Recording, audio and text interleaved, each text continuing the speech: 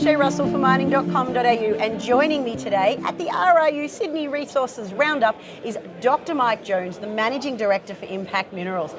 Mike, how are you, mate? Very good, Shay. Great to see you again. It's good to see you again. Now, while I would love to talk about Mike's project, and we're going to get to that in a minute, Mike is actually responsible for teaching me how to say the words Archean, which describes a type of rock in the Earth's crust. First time I met you, Mike, I said Archean, didn't I? You did indeed, yeah. So there was a bit of linguistic gymnastics going on there, but you got there in the end, and look at you now. Yeah, and look at me now, just spitting out Archean. I do love to impress people with that word, but that's enough about me and my mispronunciation. Let's talk about the project that you're working on over at Lake Hope. Now, we're going to get to what you're actually digging up first. One of the benefits of the Lake Hope project is that it's not too far from Perth, is it? No, that's right. It's a very short 500 kilometres distance away. Country mile in Australia. Indeed.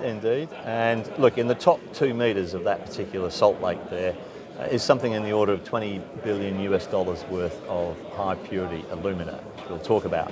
It's an amazing project. I've been in the game a long time. This thing is a world-class resource, world-class economics, and we're going to be putting that into production over the next couple of years, driven by the unique geological properties. So it's an exciting project. So what is alumina? Because I'll be honest, I don't really talk about alumina on the weekend. So, I mean, we're all talking about gold and lithium at the moment, yeah. Perhaps copper, but alumina feels like it's a bit more of an obscure mineral to pursue. It is indeed, especially high purity alumina. So there's a lot of alumina, which is it's one of the products from aluminium and bauxite mining and refining.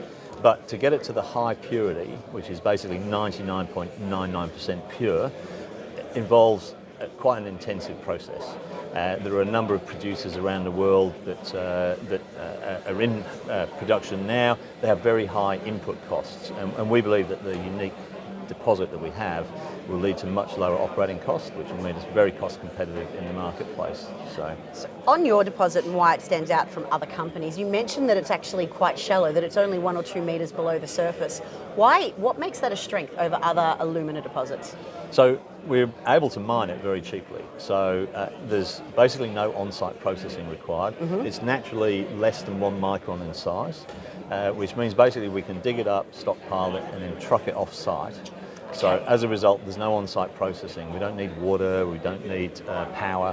We can do it all with renewables on site. And so as a result, we can A, get the approvals through relatively quickly, mm-hmm. and B, it's low operating cost at the mine level. Also too, that means minimal capex as well. You're not building plant and equipment on here, which can often derail a lot of great projects when it comes to funding the equipment to actually extracting these things. That's correct. We're actually very capital efficient sort of ratio. There's another word for you to work your way around.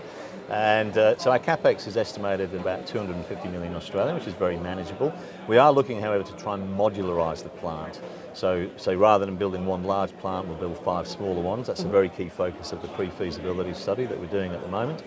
And that, again, is driving towards this low operating cost. So it looks like we're going to truck the material, even though it's only 500 k's, to Perth, yep. Probably build the plant in Kwinana, again on established industrial land, which will again lead to a relatively quick approvals process. Yep. So it's not like we're building something in the middle of the desert where the chemicals there might cause problems with the groundwater or the wildlife or things like that. There'll be none of that at all, and so we'll be building in Kwinana. That's quite a strategic approach, actually, and I'm sure many companies would be quite enviable of the strategy that you've applied here. One thing I have to know, though, is of all the sexy minerals out there that you could go for, and I referenced this at the start, what made you choose to pursue alumina? Like, what was the driving force behind this project? So when you're in something like alumina, it is a bulk commodity, and a number of things have to be true for the deposit to be world-class and actually get up into production, and then very importantly survive through the mining cycle. And in this particular case, we believe that we can provide HPA at a cost that's 30 to 50% lower than anybody else globally, which is and that's all driven by the natural advantages of the deposit. So even though we're trucking all that distance, it's really adding minimal cost to the actual operating cost. So it is a fantastic deposit in that sense. Personally, I don't think 500 k's is that long when we're talking about get anything in Australia. Yeah. That's not that's not even a day's drive. No, that's right. Yeah. That's what that'll work well. All right, Mike, this has been incredible. I have to say, love talking to you at the RIU. It's been great. Love the comfy chairs as well. Of course. This has impressed me very much. We're the only ones that have comfy chairs, so it's one of the standouts of Impact Minerals.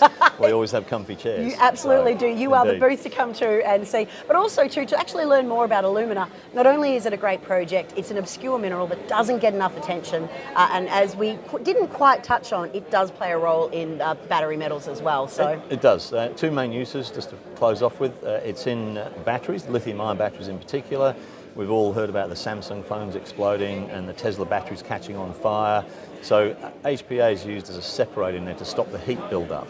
And if the edge of that separator breaks away from the battery casing, you get thermal runaway, boom, up it goes. So that's an important use, and obviously that market's expanding.